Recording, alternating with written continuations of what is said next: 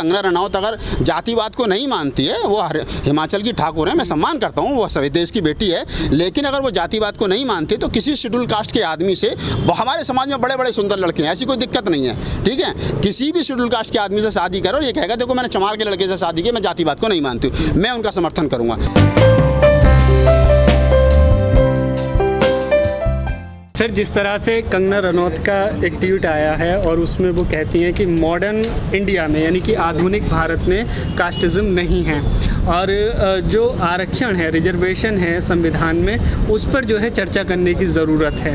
आप किस तरह से देखते हैं इस बयान को? देखिए, पहली बात तो कंगना रनौत जैसे लोगों को मेरे हिसाब से ज़्यादा गंभीर नहीं लेना चाहिए। ये नाचने गाने वाले लोगों को क्या गंभीर लेना और क्या इस पर अपनी राय रखनी है, ठीक है। इनके कहने से ना तो आरक्षण ख़त्म हो रहा है और ना इनके कहने से कुछ हो रहा है। अगर कंगना रनौत को ये लगता है कि क्या नाम है मॉडर्न सोसाइटी में जो है वो जातिवाद नहीं है, तो अभी वो अनमैरिड है, किसी पढ़े लिखे या फिल्मी दुनिया में जो शेड्यूल कास्ट का अच्छा सेटल बंदा हो उससे शादी कर करके इस बात को उदाहरण के साथ में पेश करें कि मैं जातिवाद को नहीं मानती और मैंने शेड्यूल कास्ट के आदमी से शादी की है, तब तो हमें इस बात में दम लगेगा कि उनकी बात में इस बात को लेकर के वो वास्तव में कथनी में और करनी में कोई फ़र्क है नहीं। अन्यथा कंगना रनौत जैसे बहुत सारे लोग हैं, पहले भी अनर्गल बातें करते रहे और अभी भी अनर्गल बातें कर रहे हैं। ये उस आदमी से पूछिए कि जो आदमी अफसर हो गया, जो आदमी IAS से तो बड़ी कोई पोस्ट नहीं है ना, IAS होने के बाद में उसको जातिवाद का सामना करना पड़ता है। एक अनपढ़ ब्राह्मण जब उसके कलेक्टर के ऑफिस में आता है और जब उसको पता चलता है कि कलेक्टर साहब जो हैं वो शेड्यूल कास्ट से बिलोंग करते हैं, दलित समाज से बिलोंग करते हैं, और जब वो उनके ऑफिस से बाहर निकलता तो जब वो चमार और चूड़ा और भंगी कह करके गाली देता, वो जो बाहर निकलता, तब कंगना रनौत को पूछना चाहिए कि अब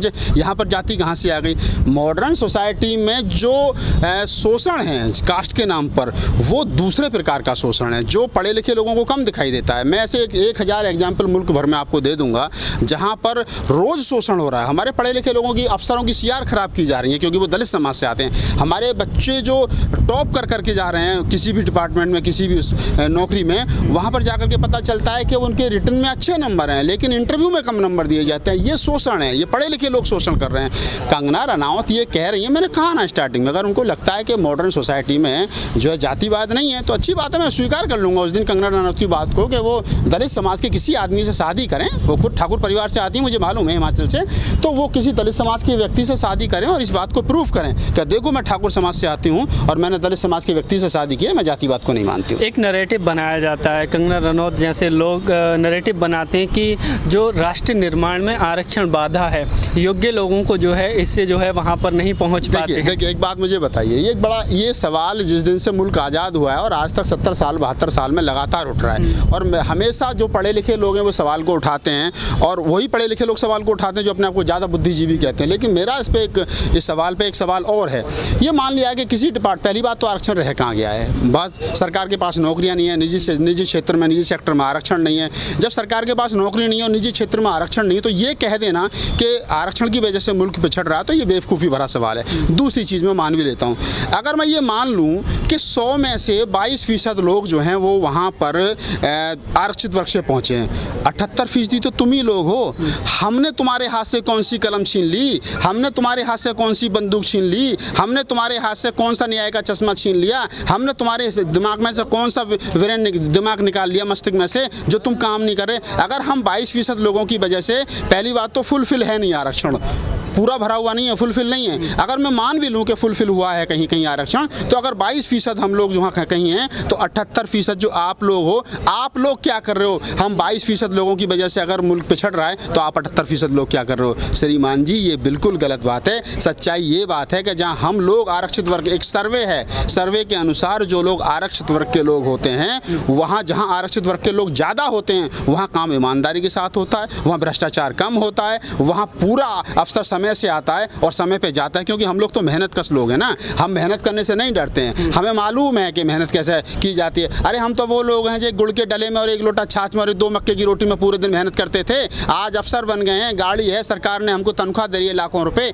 आज कोट पैंट टाई बाबा साहब की वजह से आ गई है, नौकरी मिल गई है, आज तो हमें उससे बेहतर AC मिल गया, सब आज तो उससे बेहतर ज़िंदगी जी रहे हैं, तो आज हम लोग नकारा कैसे हो गए? हम वही लोग हैं, इस मुल्क को बनाने वाले लोग हैं। हमने मेट्रो बनाई, हमने बड़ी बिल्डिंग बनाई, हमने खेतों में काम किया, हमने हमने हल जोते, हमने वो हर काम किया जो इस मुल्क को बनाने के लिए होना चाहिए। हम लोग नकारा लोग हैं। ये 78% जो लोग हैं, और अगर उसमें से भी ओबीसी समाज के लोगों को और निकाल दूँ 78% में से जो 12-14% लोग पहुँच गए हैं, अगर उसके बावजूद ही मैं देखूँ तो जो 50-60% लोग जो बचते हैं ये नकारा हैं, निकम्मे हैं। ये पहले भी वर्ण व्यवस्था के आधार पर क्या नाम है सिस्टम के आधार पर मुफ्त की खा रहे थे और आज भी मुफ्त की खा रहे हैं। यही चोर हैं। सबसे ज़्यादा भ्रष्टाचार आज़ाद भारत में देख लीजिए, सबसे ज़्यादा लिस्ट बना लीजिए आप, सबसे ज़्यादा घोटाले किन लोगों ने किए। मैं बड़ा सवाल खड़ा कर रहा हूँ ना, नीरव मोदी कौन है? दलित है क्या?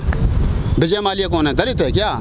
और जितने लोग देश को बैंकों को चूना लगा करके भागे, जितने लोग पिछले 7-8 साल में 10 साल में देश से भागे, बैंकों को लोन लगा करके देश का पैसा लेकर लूट करके भागे, उनमें मुझे एक बता दो जो दलित समाज का हो, एक भी नहीं है। एक बता दो जो ओबीसी समाज का हो, एक नहीं है। कौन लोग हैं वो? इस पर सवाल, इस पर डिबेट होनी चाहिए ना। इस पर आइए, हम टेबल पर बैठ करके बात करने के लिए तैयार हैं। ये कह देना कि आरक्षण की वजह से मुल्क पिछड़ रहा है, अरे तुम्हारे जैसे धूर्तों के दिमाग में जो गोबर भरा हुआ है ना, रामदेव के गाय वाला गोबर, इसको बाहर निकालो, तब जाके तुम्हें पता चलेगा कि आरक्षण की वजह से मुल्क पिछड़ा हुआ नहीं है, तुम लोगों की सोच की वजह से मुल्क पिछड़ा हुआ है। क्या सर, जिस तरह से आपने बताया कि इतनी बड़ी आबादी जो है वो यही लोग हैं जो पूरे सिस्टम में हैं, और हिस्सेदारी की बात होती है कि आबादी के हिसाब से जो है हिस्सेदारी दी जानी चाहिए, बावजूद इसके निजीकरण करके जो है सरकार इनडायरेक्टली वे में आरक्षण ख़त्म कर रही है।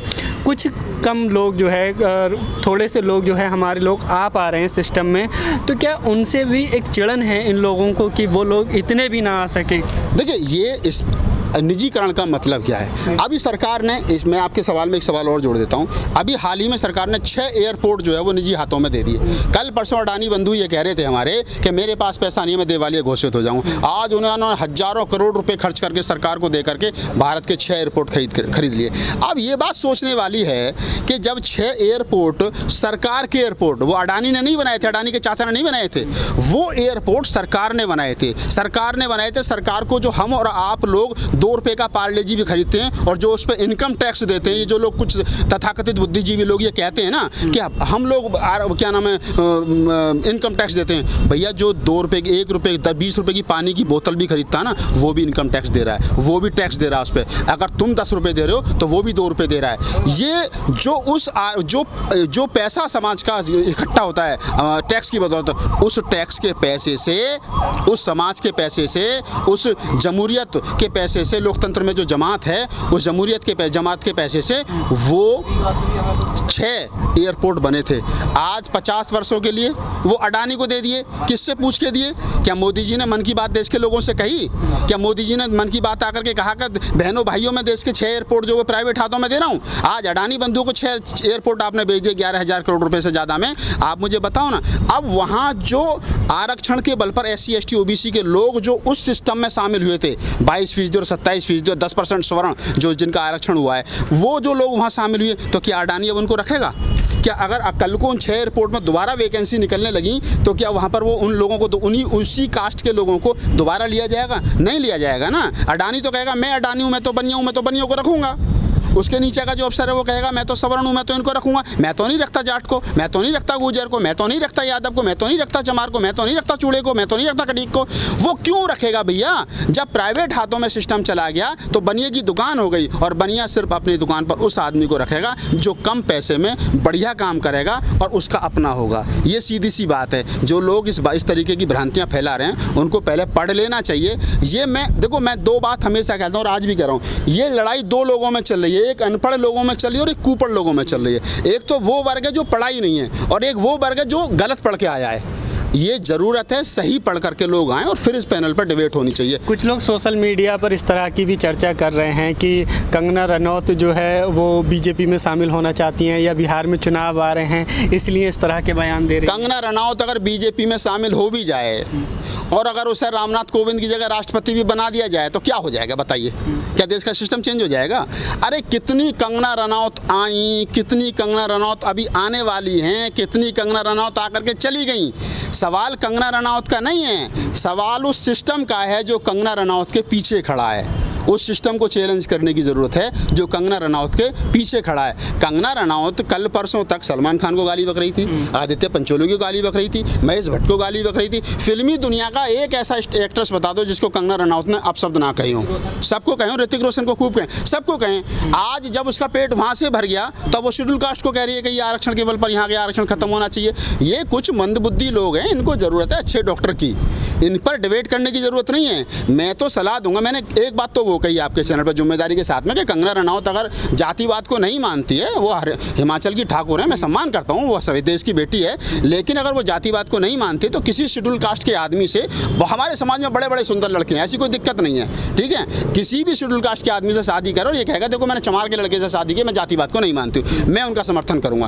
एक बात तो येगी। दूसरी बात ये होगी कि वो ये कह रही हैं कि ये क्या नाम है, ये जो सिस्टम चल रहा है ये गलत चल रहा है। तो मैं कह रहा हूँ ना, आपको अगर आप या तो मानसिक रूप से दिवालिया हो गई हैं, आपको अच्छे डॉक्टर्स की ज़रूरत है। और मैं दावे के साथ कह रहा हूँ, जो आरक्षित वर्ग के डॉक्टर हैं आप उन पर इलाज कराइए, जो नॉन आरक्षित वर्ग के लोग हैं उनसे बेहतर आपका इलाज वो आरक्षण वर्ग वाले डॉक्टर करेंगे। आपको डॉक्टर्स की ज़रूरत है।